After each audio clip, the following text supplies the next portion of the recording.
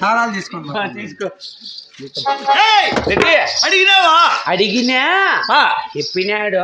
ఏమని? నువ్వు కూర్చోకూడదంటరా, రెడ్డి కూర్చోల్లా అని చెప్పినాడు. అదే కదా నేను చెప్పండి. రేయ్, దానిపైన కూర్చున్నావు కదా, అపవిత్రమైంది. అపవిత్రమైంది. అవును. దాని మంచి నీళ్ళు తెచ్చి తుడిసేయి.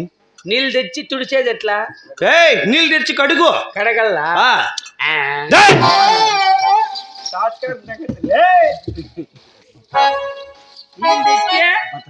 తుడిచేయి. కలువ శృంగారమయ్యున్నాడు సింహగిరి.